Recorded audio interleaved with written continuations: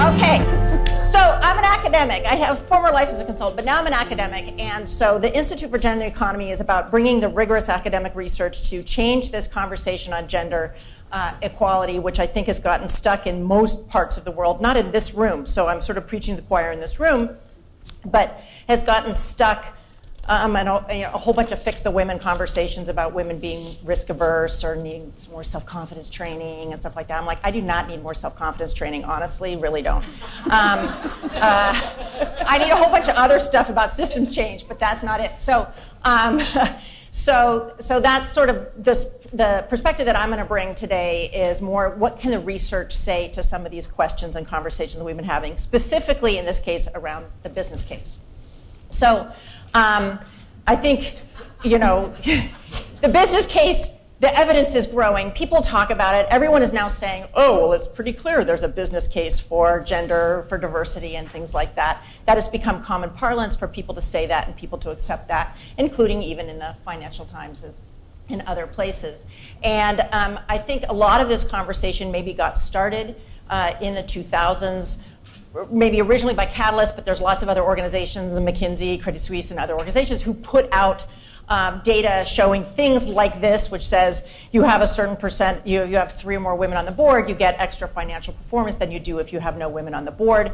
This is the data that people use all the time to state that the business case is there. And many people have kind of replicated this story in all sorts of different kinds of ways. And if you don't want to make it specifically about women on boards, of course, you can make the case around, companies like Walmart that has, been facing for almost 2 decades a series of class action lawsuits around their treatment of women in the organization and the cost that comes in terms of legal fees, the reputational hit, all kinds of things like that. Why not just actually treat women fairly, and you might not have to face these kinds of things? Or you could look more recently at a situation like Uber, like if you mess up and someone like Susan Fowler writes a blog about the sexual harassment, and not only the sexual harassment, but the lack of the organization's ability to respond to that, then maybe the CEO, if you're the CEO, you might be worried that you would lose your job. Or you might think of another recent example where if you have someone who is, going back to this issue of sexual violence, being terrible in those ways, that the company might actually go out of business, go bankrupt, and be dissolved.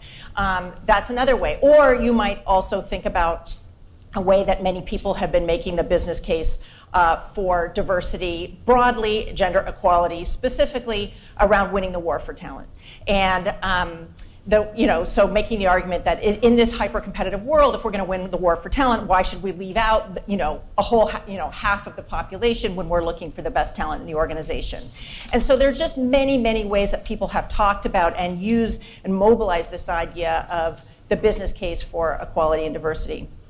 And I am not at all saying that the business case isn't there in some ways, but I do want to call into question, I guess, the rhetoric around the business case and to what extent it is helping us or hurting us in the kinds of progress that many of us are trying to make. And I'm aware, I'm sort of a little bit, and when Suzanne and I were talking in London, whenever it was, or earlier, maybe in August, about what I wanted to do, and I was saying, I'm sort of meditating on the business case. And she's like, great, do your meditation here. So I'm meditating with you because I don't really know the answer, but let me tell you where I'm seeking the research that's going to help me understand this tension that I'm sort of experiencing around the business case.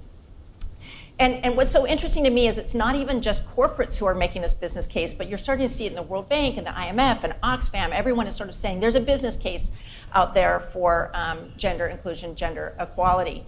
But there's also a lot of evidence, and we have to look no further than the US elections, which I don't want to talk about a lot because then the anger really will come out. I'm going to try to be more charming than that. That we're not making nearly as much progress. I say I started working after university in 1986, and everyone thought my generation was the generation that was going to fix everything, and here we are 32 years later, and apparently not. So we have not moved nearly as far as everyone said, that the world was going to move. And it's not just gender metrics like that, but we still, as you know, have more CEOs named John than female CEOs of the largest corporations. We still have an investor community that, aside from the people in this room, is in many ways quite hostile to women entrepreneurs. And I don't want to dwell on this. This is just a holding place for all of the misogyny that has always been there, but has especially emerged over the last couple of years. This kind of misogyny that is so deeply bruising, I think, to all of us, and that it's still so present in the world.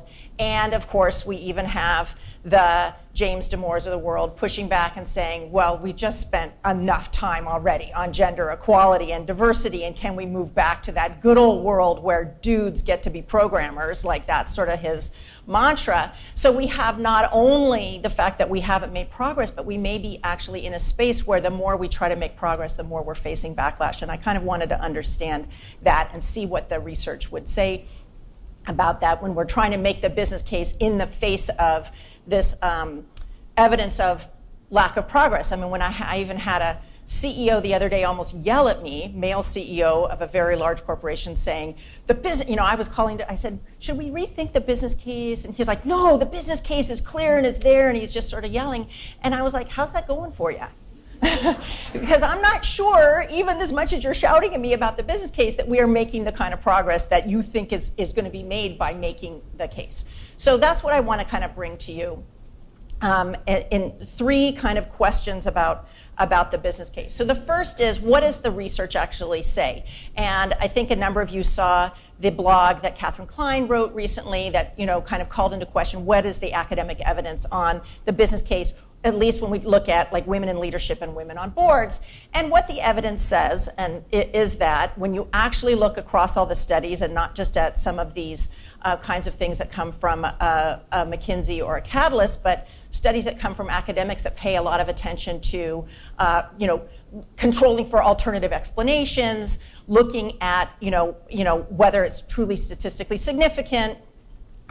What we see is that this relationship between women on boards or women in leadership and performance it's basically a wash. We cannot find evidence for it in a consistent statistical way. Sometimes we see it in some industries, at some points in time, like maybe during a recession, in some situations, maybe in some teams. But the evidence is still incredibly mixed. With the academic research evidence is still incredibly mixed about whether we actually see this correlation between presence of women and some kinds of performance measures. That isn't to say that it isn't important, but it is there. And the other point to make here is that correlation is not causation. It's not like everyone says, the headlines, if you just add a woman to the board, you'll get better financial performance. Of course, we know that's simply not true. So question number one is we don't really have, at least for these kinds of measures, good evidence. But also, we don't have evidence that adding women makes performance worse, right?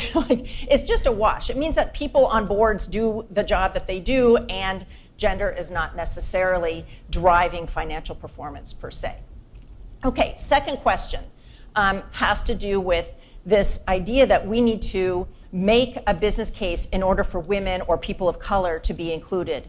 No one redraws that chart that I showed you before from Catalyst. Okay, I just redrawn it with industry average so that we now see with 3 or more is above average and 0 is below average. No one goes to those companies with all the white guys and says, what's your business case for the white guy hypothesis, right? Like, no one says that. And why? Because they're asking me to prove that I'm going to be better than them in order to have the right to be included. And I think this is problematic, and this comes up time and time again. And part of the challenge, I think, is when you make the business case, you become vulnerable to people making an alternative business case. Like, this person is really a rainmaker. This person has been incredibly important in making all these films. This is a star actor. And that's an alternative business case because that person's bringing a lot of money to the company. So the moment you're trying to make a business case, you can fall into a situation where in a, quote, win-win, it's not always win-win. And when there are trade-offs, you might lose in the trade-off if there's an alternative business case that makes more money. So I think that making the business case leads us into a situation where people are willing to look the other way if someone is making you money.